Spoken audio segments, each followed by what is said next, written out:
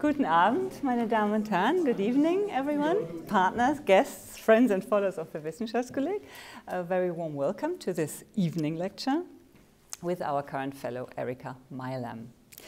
Scientific authority is being contested these days, as we all know, not least because science has been involved in debates on politically polarizing topics. Politicization proves to be a serious threat to people's trust in scientific authority, as you all know.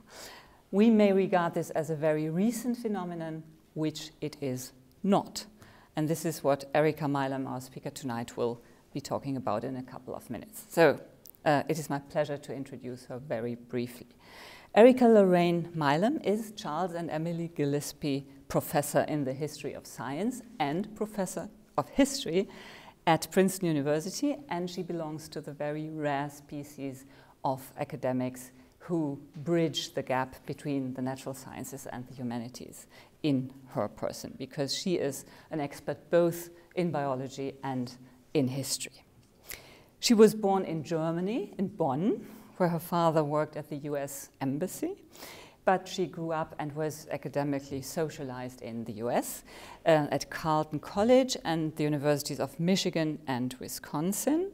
And she started studying biology and then turned to the history of her discipline, to the history of evolutionary biology and anthropology. Later in her career, she returned to Germany twice as a visiting scholar at the Max Planck Institute for the History of Science here in Berlin, 2007 and again 2015, when her husband, Michael Gordon, was a fellow here at the Wissenschaftskolleg, my co-fellow, by the way. And now we are delighted to have her as a fellow at the WICO herself. As a historian of evolutionary biology and anthropology, Erika is interested in the way cultural norms shape evolutionary and have shaped evolutionary theories about aggression, sexuality, gender norms, etc., and vice versa, how evolutionary assumptions served and have served to legitimize cultural norms in return. So one of her crucial questions is, which role do scientific arguments from evolutionary biology play in popular discussions about human nature? So why is it so tempting to draw conclusions from primates to humans? The astonishing persistence of the natural fallacy is the title of one special issue of the ISIS journal she published. In her first book on Darwin, she analyzed in how far ambient cultural norms, as I said, shaped fundamental evolutionary assumptions from the very beginning. And in the two following both prize-winning monographs, she pursued this topic further into two different directions. In the first monograph, titled Looking for a Few Good Males, very important concern, I think. In this book, she analyzes changing theoretical assumptions on sexual selection and female choice in evolutionary biology, from Darwin and Wallace to the sociobiologists of the 1960s. And in this book, she uncovers forgotten experiments and research programs and reconstructs the winding and complex paths of the theory of sexual selections, contrary to what is commonly believed. So there was a very complex history during the 20th century. And in Erika's third monograph, titled Creatures of Cain, The Hunt for Human Nature in Cold War America, she describes the development and the political significance of a theory that attributed man's evolutionary success to his unique capacity for murder. This killer ape theory reached not only the classrooms but also political debates, TV shows, and even Hollywood movies. Scientists who advanced this killer ape theory benefited from the faith in the power of science to solve the big problems of mankind, and to answer the most fundamental questions of human nature. It has turned out that this claim is highly ambivalent and that it can also backfire. As we all know, Science in the Public Eye, the title of another volume Erika published, Science in the Public Eye, has become ever more controversial, as I said, in the course of the current culture wars that polarize the US public, and not only the US public. I think it is always useful to take a step back and look at current debates from a historical, more detached historical point of view. So we are very much looking forward to your lecture, Erika, on scientists, readers, and other primates contesting evolution in the public. So.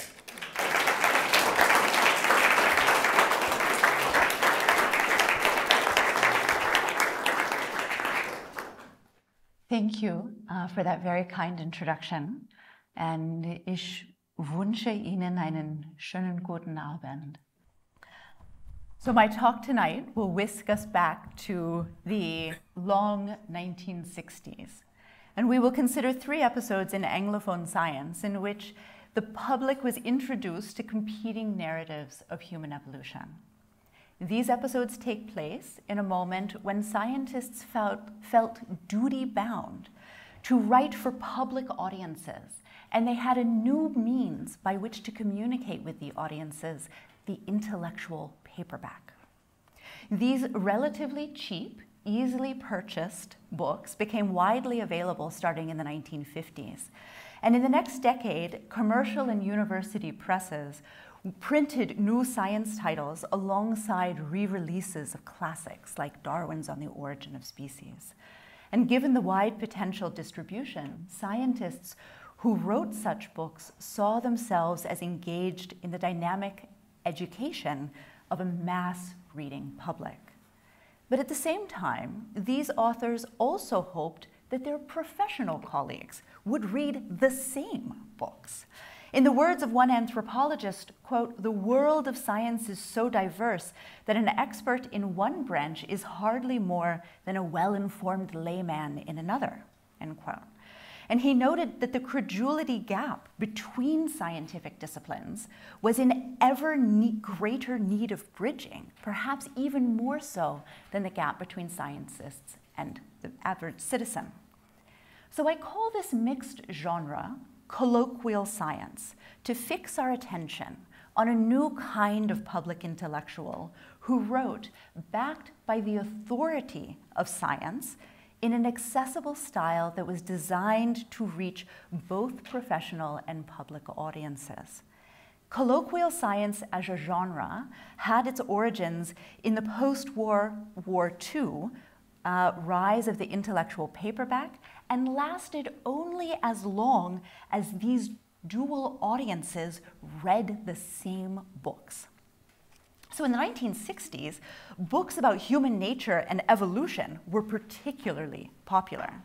For public consumers of evolutionary theory at the time, it seemed that human nature contained the seeds of humanity's very self-destruction. And within this genre, non-academic writers vied for sales and prestige alongside professional zoologists, anthropologists, and paleontologists. Some colloquial science publications maintained that the essential quality distinguishing the human animal from our simian kin lay in humanity's capacity for murder. And this was a startlingly pessimistic view that enjoyed currency between 1966 and 1975 and became known by its critics as the killer ape theory. So readers at the time associated the concept of humans as aggressive apes with 3 men. Robert Ardrey published Territorial Imperative in 1966, which leapt off bookshelves. And he styled himself an amateur scientist and believed that his experience as a playwright gave him unique insights into the scientific exploration of human nature. Konrad Lorenz authored On Aggression, which appeared in English translation the same year that Ardrey's Territorial Imperative was published. And Lorenz would later share the Nobel Prize in Physiology or Medicine for his insights gleaned from the study of animal behavior. Desmond Morris unwittingly capitalized on the success of both authors when he published The Naked Ape the following year. Well known as the host of Granada Television's popular Zoo Time program, Morris soon gave up scientific work to concentrate on writing nonfiction and also his surrealist painting. And the reading public, among whom were of course also scientists and colleagues, treated all three men as colloquial authorities on science who used their knowledge of humans and animals to discern unsavory truths of human nature. So this evening, I'm going to chart the swift rise and fall of this killer ape view of human nature to understand why it came to grip public science with such force. We will begin with the conception of human nature that it replaced, and ask why scientists' insights shifted so dramatically and in such a short period of time from seeing humanity as characterized by our unique capacity for reasoned cooperation to emphasizing, even lauding, humanity's proficiency with violence. And the answer, I suggest, must be found in the intertwined dynamics of cultural and intellectual history that characterized colloquial scientific publications like these. So by emphasizing the colloquial language of these scientific essays, books, and films, I avoid locating them along a charged continuum of professional and popular. As recent scholarship has shown, the opposition of professional and popular breaks down when historians consider precisely the various publics that participated in conversations about science. Post-war scientists communicated their work in at least two registers: a professional language that they used among peers, and a colloquial one when discussing their work with undergraduates, journalists, family members, and crafting what would later be denigrated as mere popularizations. So the rest of this talk, almost, will consist of three interwoven stories, each documenting a different version of the origins of human nature, tracking from the late 1950s through to the mid-1970s.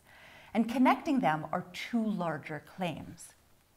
First, during these years, Anglophone audiences changed in whom they invested the authority to answer big existential questions like, what makes us uniquely human? A journalist in the 1950s who needed to call an expert on human nature would have hoped to reach Margaret Mead or perhaps Ashley Montagu, both of whom were always willing to talk to the press. In short, someone who was trained in the study of people and their history. And in the following decade, National Geographic increasingly adorned its pages with colorful images of Jane Goodall, Diane Fossey, and eventually Berute Galdikas, with chimpanzees, gorillas, and orangutans, respectively. Popular evolutionary books, written by both scientists and amateurs, gained wide circulation, and these too emphasized the insights that could be gained by comparing our behavior as humans to that of our primate kin. And by the early 1970s, journalists preferentially sought experts on animal behavior to understand and answer questions about what it meant to be human. Konrad Lorenz, if he was visiting, Desmond Morris on a book tour, or Jane Goodall giving a lecture on chimpanzee social behavior. In short, the scientific press came to discuss the voices of scientists trained in the study of animals rather than people. So second, when professional scientists chose to engage in colloquial conversations about human nature, the focus of their inquiry changed too.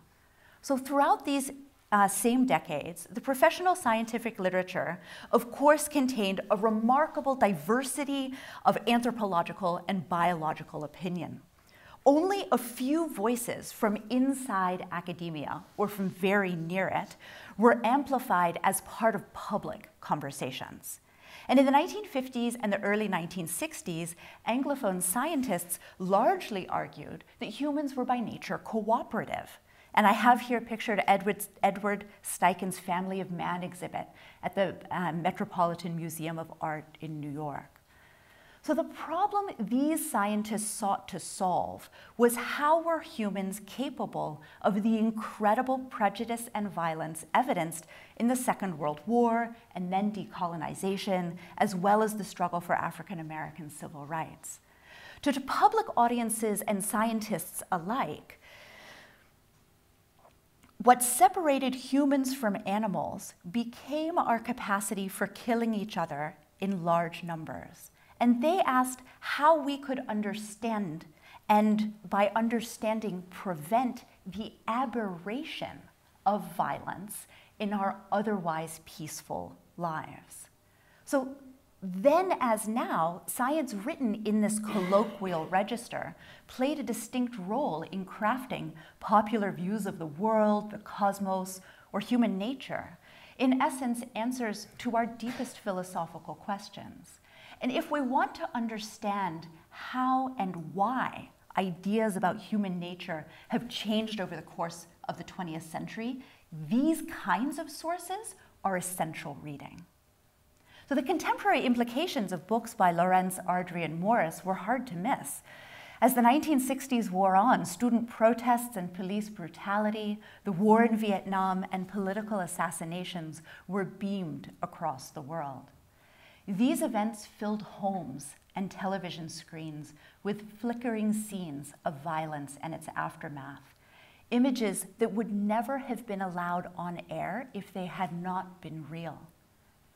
That the newly popularized scientific consensus pointed to the aggressive nature of men through comparisons with animal kin seemed evident in world affairs. And by the mid-1970s, scientists began to wonder how we had ever come to cooperate in the first place. And so this decade witnessed a rise in publications dedicated to the evolutionary and biological problem of altruism. So in sum, scientists' post-war conviction that humanity was by nature cooperative gave way in the space of this long decade to a darker vision of humans as aggressive. And comparisons between animals and humans facilitated this conclusion, which in turn, the colloquial scientific press broadcast ever more loudly. And so with that framework in mind, let me now turn to those three stories that I promised that illustrate the rise and the fall of the idea that humanity's capacity for violence made us human.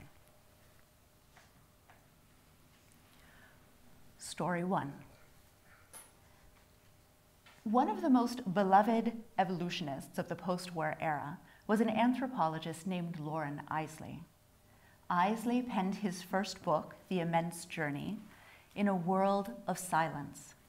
He had lost his hearing due to dual middle ear infections, and although his physician reassured him that it would eventually return, he felt awkward teaching if he could not hear students' questions.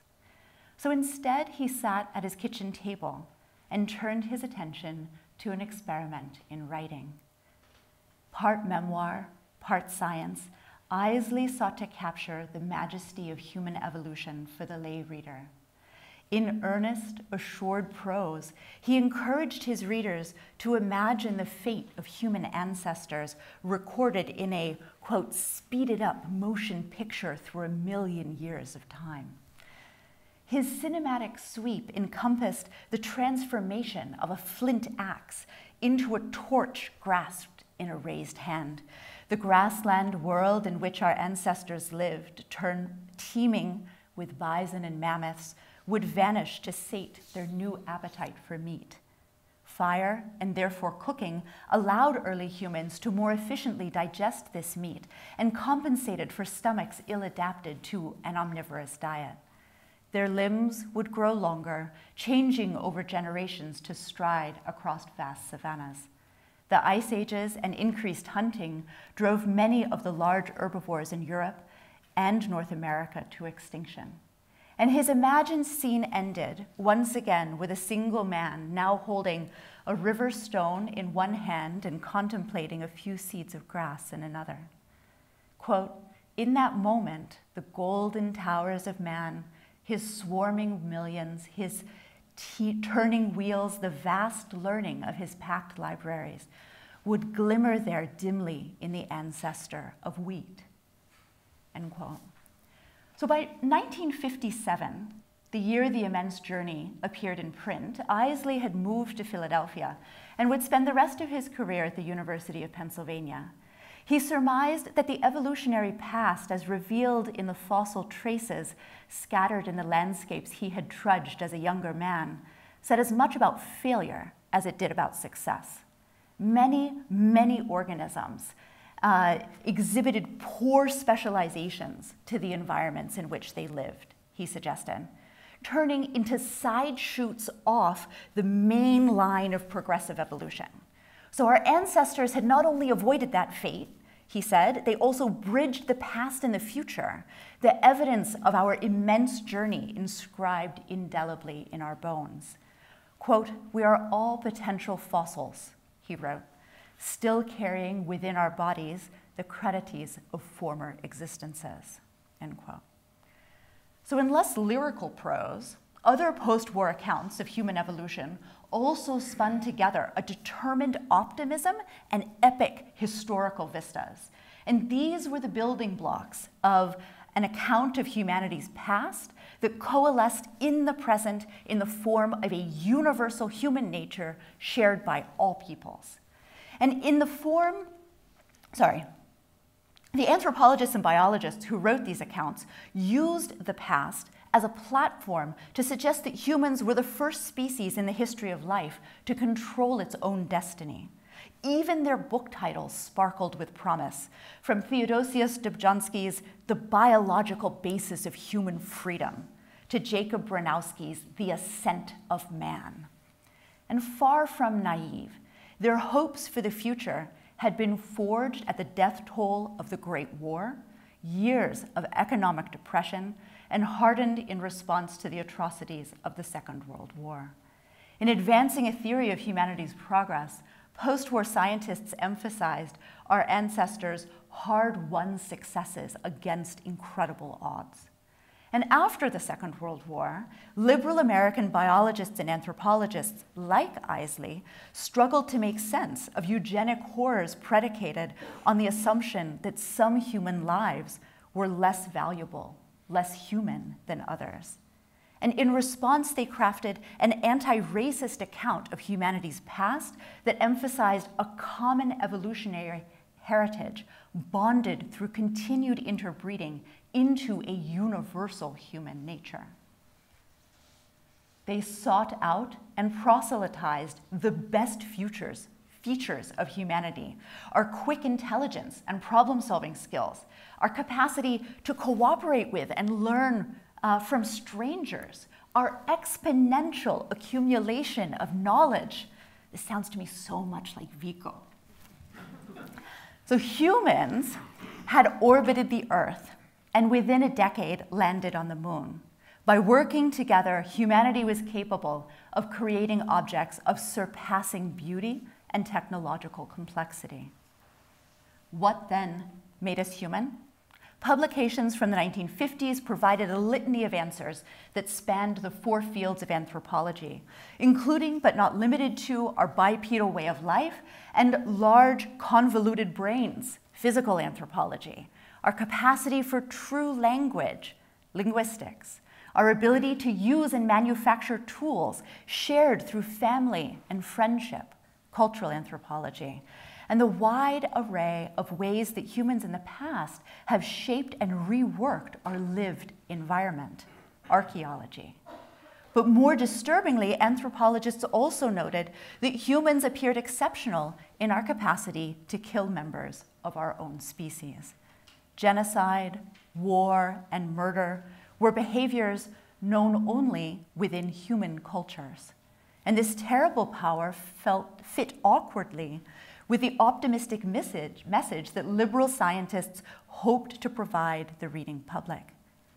An old value spanning many traditions and cultures, humanity's remarkable capacity for empathy in the face of violence found new political purchase in this moment. And by invoking a progressive evolutionary history for humanity then, Eiseley sought to explain our essential nature, however flawed, through the slow accumulation of these kinds of traits. History made humanity, and only through the interdisciplinary study of our shared past and present, he believed, could scientists come to a full understanding of human nature. However, not all scientists agreed that evolutionary theory offered the most powerful tool for understanding humanity. So according to cultural anthropologist Margaret Mead, for example, the conditions that caused deadly violence were created and maintained by specific cultural circumstances and were not inherent characteristics of human nature at all. Author of The Provocative Coming of Age in Samoa, published in 1928, she worked at the American Museum of Natural History in a turret of an office. In a 1955 essay titled, "What is Human Nature?" she answered that most people use the term to denote the learned characteristics that define our lives. For we are taught to be human, she noted. Without social interactions with other people, children might never learn to speak or to walk upright, or perhaps even to recognize other humans as kindred creatures. And although basic emotions were universal, behavioral expressions of fear, shame, grief, anger varied according to the social traditions in which people were raised. And so these learned differences, in turn, often defined the way cultural groups were stereotyped. Even warfare, Mead insisted, was a human invention, a cultural institution. Quote, all man's most antisocial possibilities, hatred, vengeance, destructiveness, are used in war, but so are his most constructive possibilities, loyalty, cooperativeness, generosity, self-sacrifice for his group, his country, his ideals. And if warfare were cultural, that provided a glimmer of hope. Whatever man has invented, man can change. War can become as obsolete as dueling, end quote. So although they quarreled about many other things, anthropologists and biologists writing for a general audience in the 1950s, including Eiseley and Mead, agreed that racialist theories supposedly based in science had misunderstood the process of evolution. They pointed to the misguided popular assumptions that natural selection depended on survival of the fittest, interpretations they suggested that had been popularized in the late 19th century and then were amplified by eugenic thinking in subsequent decades. Even if the physical evolution of humanity had been changed by the origins of reason and learning, perhaps even stopped altogether, social evolution had gained enormously in strength. But as they wrote, a competing vision of human nature was catching the attention of readers. Story 2. In 1961, popular science writer Robert Ardrey claimed that his youthful experience with Sunday school in Chicago prepared him for learning about anthropology in Africa. While adults gathered peacefully and reverently in the church above, the children would congregate below in the basement. Mostly, they discussed sports programs and initiated new members. And then, after the close of all such official business, he wrote, they would, quote, turn out all the lights and in total darkness hit each other with chairs. So Ardrey started his professional career writing theatrical plays and screenplays for Hollywood and American television. If you know Khartoum, he wrote the screenplay for Khartoum. He traveled extensively and for many years preferentially lived in Rome, mere blocks from the east bank of the Tiber River. Photographs of Ardrey from the 1960s depict a man with a rumpled black hair and a bit of a slouch. From this unassuming source stemmed a decade-long controversy about the violent origins of humanity. The killer ape theory, as it became known, was not Ardrey's idea, but he was its most dogmatic proponent. Territorial Imperative was his second book, exploring the nature of humanity, and by far his most well-regarded. In both it and African Genesis, Ardrey translated the work of paleontologists and experts in animal behavior for a general audience, describing his experiences navigating savannas and deserts in search of experts who could teach him about the nature of early humans. And he wrote, quote, "Not in innocence and not in Asia was mankind born. The home of our fathers was that African highland reaching north from the Cape to the lakes of the Nile. Here we came about, slowly, ever so slowly, on a sky-swept savanna glowing with menace," end quote.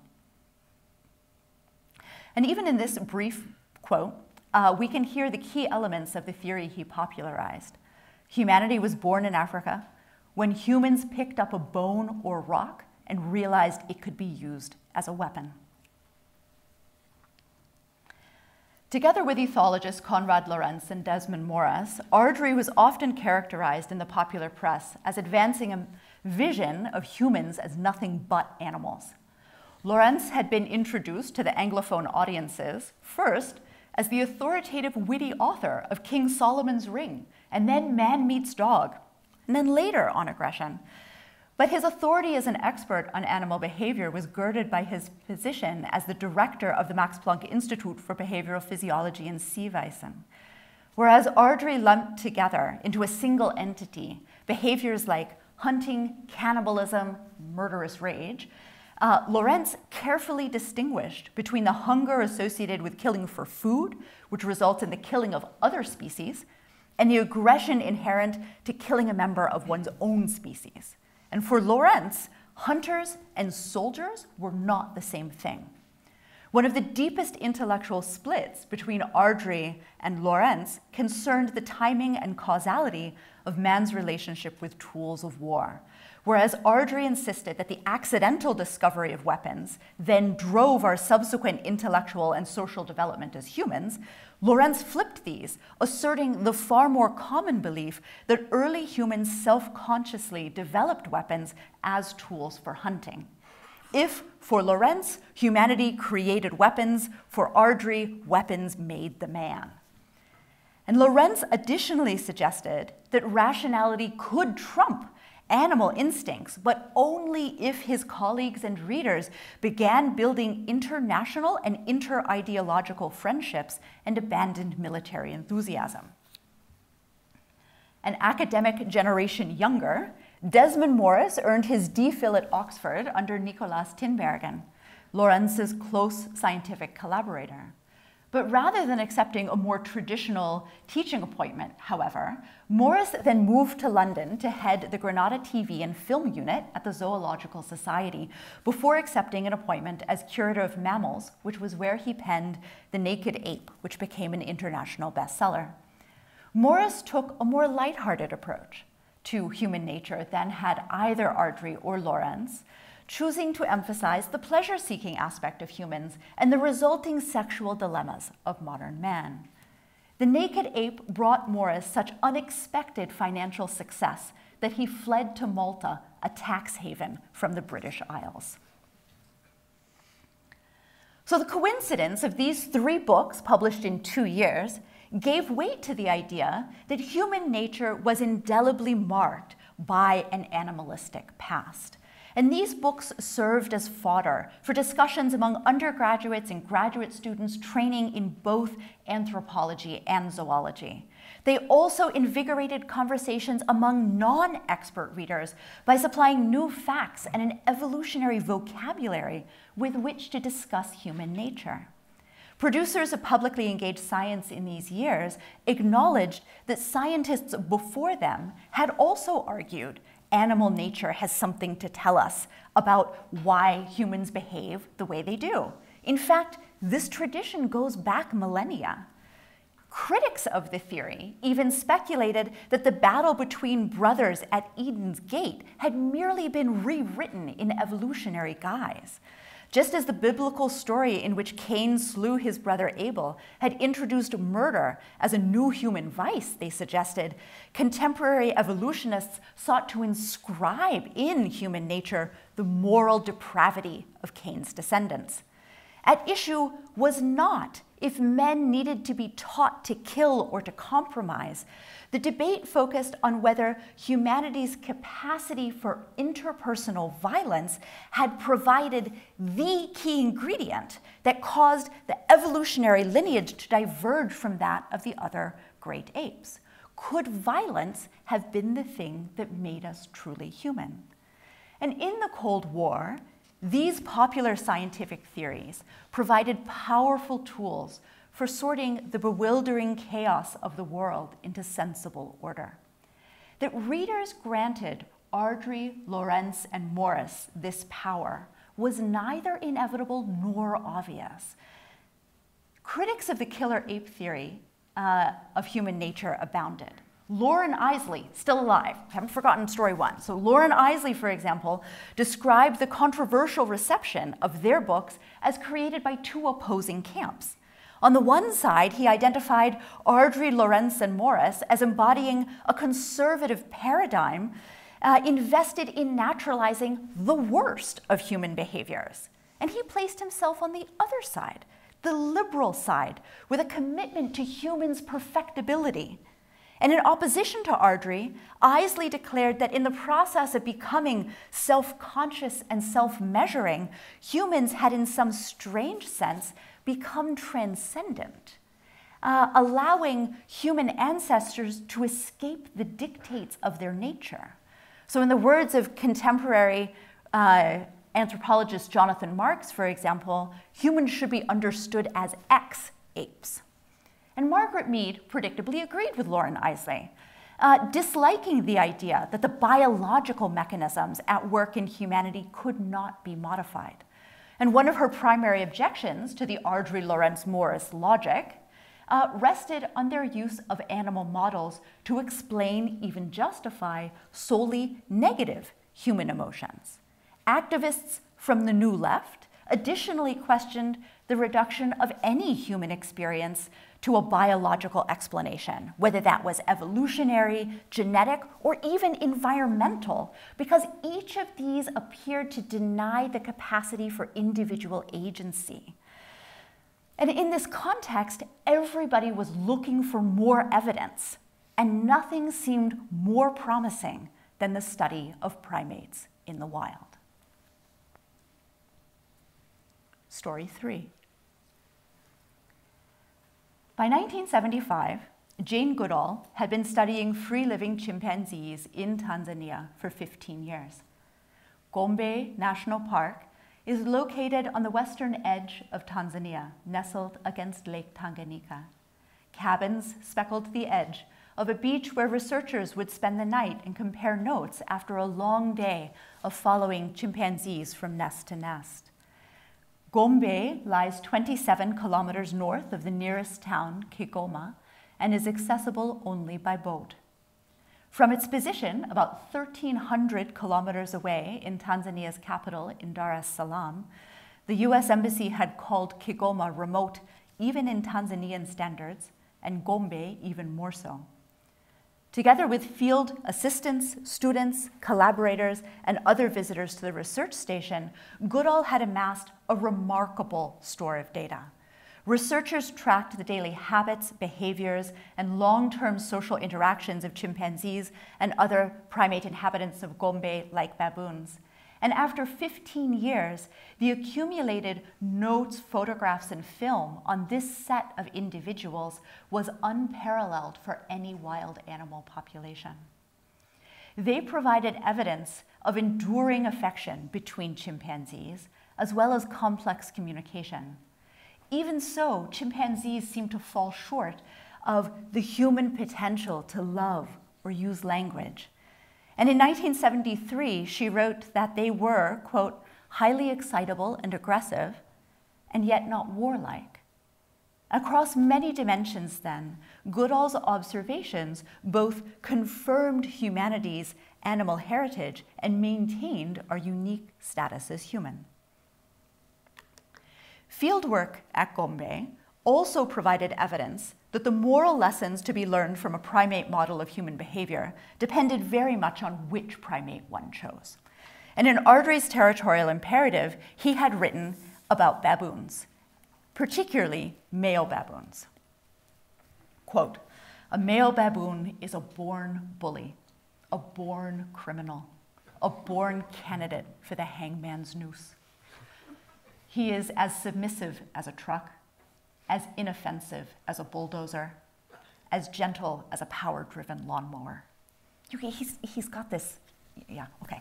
He has predator inclinations and enjoys nothing more than the killing and devouring the newborn fawns of the delicate gazelle, end quote.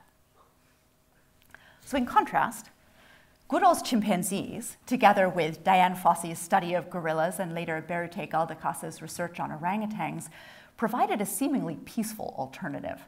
These women's research implicitly questioned the gendered roles and social hierarchies that they saw male researchers had observed in those male baboons. And this made field studies of the great apes a particular favorite of second-wave feminists, not only for the political message they read in the apes' flexible social roles, but also because Goodall, Fossey, and Galdakas represented the success of young women transforming their chosen field. And Goodall discovered early that chimpanzees manufactured tools by taking sticks and stripping off the bark in order to use them to fish for termites, or by gathering leaves and then chewing the leaves in order to be able to soak up water and using them as a sponge. And these kinds of observations formed the basis of the idea that the origins of tool use might lay in manufacturing aids for the gathering and processing of food rather than as weapons. Then, starting in 1974, researchers at Gombe noticed what they thought might be attacks of raiding parties from one chimpanzee group within the park on another. By 1977, males of the northern Kasakela group succeeded in disbanding the Kahama group to the south. All Kahama males had either been killed or had disappeared. The remaining females joined the Kasakela community.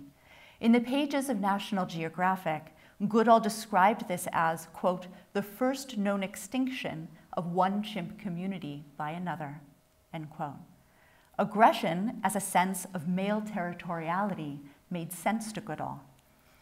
The males of the Kahama group, Godi, Day, Goliath, Charlie, and Sniff, and one of the females, Madam B, were each in turn attacked and beaten, either disappearing or visibly dying afterwards. The attack on Sniff at the end of 1977, quote, "marked the final stage in the annihilation of the Kahama community," end quote. And in her veritable tome, The Chimpanzees of Gombe, published several years later in 1985, Goodall suggested that, quote, "from an evolutionary point of view, males can afford to be more aggressive and more violently aggressive than females because at least among the higher primates, they are not directly involved in caring for the young," end quote. For evolutionists seeking to understand the violent tendencies of humans, the aggression of the male chimpanzees reinforced what they thought they knew, but with a twist. For Ardrey and Lawrence, humans' capacity for murder had distinguished us from other animal species. Now, that same violence bespoke a common aggressive legacy, at least for males and men. So, what about the females, you might be asking? So as early as 1965, Goodall had noted the psychological difficulties some females had with pregnancy and birth. Mothers were known to carry stillborn infants in their arms for a number of days before ultimately letting them go. And in the face of this empathy, the idea of deliberate infanticide came as a shock. When researchers observed 7 infants within the group killed by adult chimpanzees, Goodall divided these cases of infanticide into 2 biologically distinct categories. In some cases, stranger females had entered the area and were then attacked by males who killed their young offspring. And this type of infanticide, she suggested, could make sense as an evolutionary adaptation. When males killed offspring to whom they were not related, they ensured that no resources would be expended on unrelated individuals, and perhaps the females would become reproductively available to the males of the new group more quickly. So in 3 or 4 other instances, however, an adult female within the community killed infants with whom she was well acquainted, and explaining this proved far more difficult. The main culprit was passion. Passion was one of the original mothers of the troop when Goodall first started her observations, and in the meantime had borne 2 offspring, Pom and Prof. With Pom and Prof in close proximity, Passion attacked, and then the small group ate Glicka's 3-week-old infant. Passion and Pom would later kill, Goodall used the verb murder, 2 additional infants, sharing the meat with Prof as if it came from normal prey. One infant was found with deep bite marks in its skull. Others disappeared. Without direct observation of the circumstances, however, Goodall could only speculate that perhaps Passion and Pom were involved here too. Between 1974 and 1976, only 1 infant of the 5 born survived, and that was Frodo, born to Fifi, who was by then an experienced mother. Writing about the incidents in National Geographic, Goodall suggested that Passion had badly mothered Pom. Perhaps thus it was Passion's callous and indifferent attitude that could explain why Pom and Prof had so readily adopted her cannibalistic behavior. Goodall worried that the killings might continue. Perhaps they had taken place regularly, but were in fact such rare events that researchers had simply never before observed them. But then a glimmer of hope appeared. In 1978, first Passion and then Pom had infants of their own. Goodall named Passion's son Pax in hope that his birth might bring an end to the infanticides. And after Pom gave birth, she hid from her mother for 2 weeks. And Goodall wondered whether Pom hid out of fear that Passion would try to kill her own vulnerable infant. Amazingly, infants stopped disappearing. Perhaps, after all, Passion's horrific behavior had been born out of psychological trauma rather than biological tendency. Goodall refused to speculate. Only time and more data would prove the issue. She certainly had every reason to be callous. Were females as bestial as males? That struck many researchers as unlikely.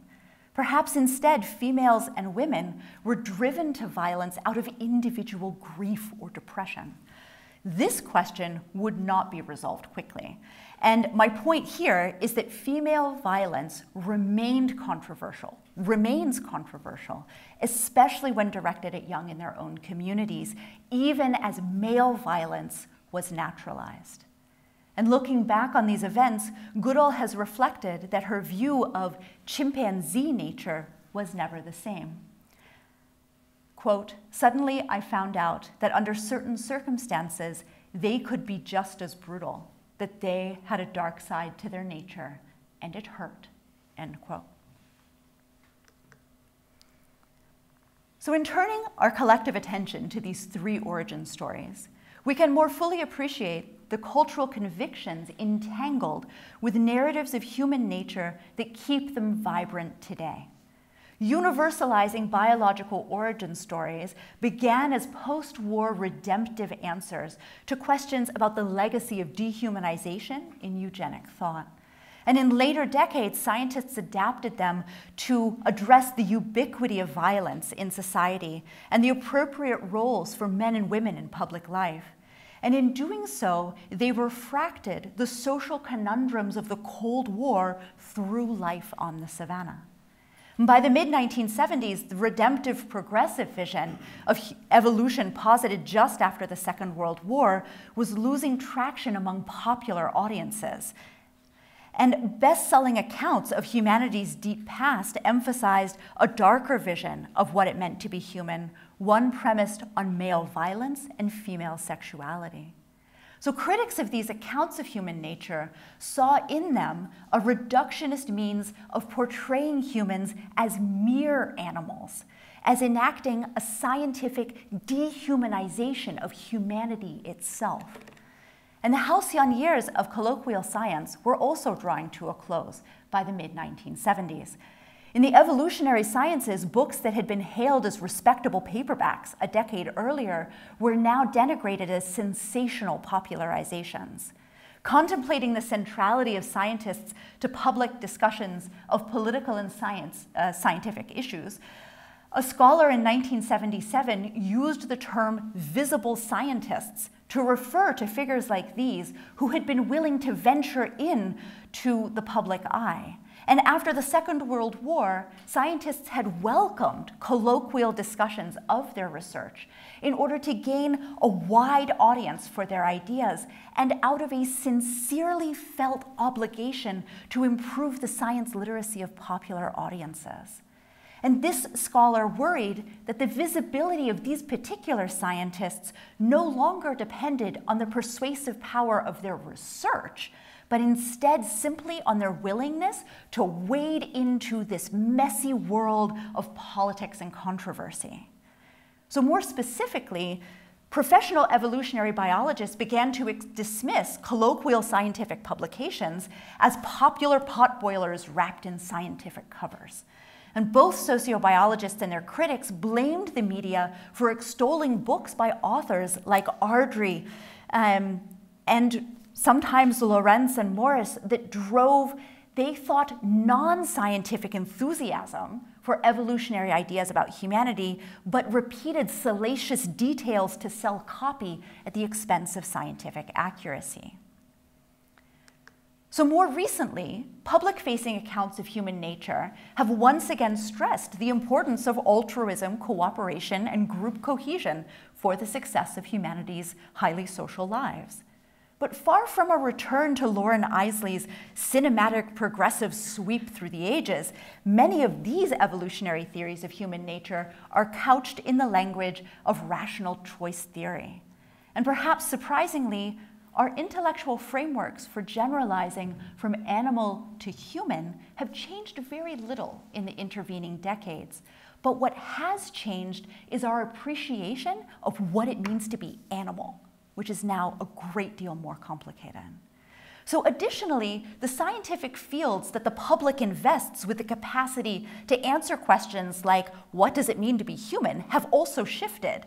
Now, audiences are keen to read about the latest trends in neurobiology, much as they used to devour the grand sweep of Mediterranean history. And their focus follows tremendous funding efforts poured into understanding the complexity of the human brain.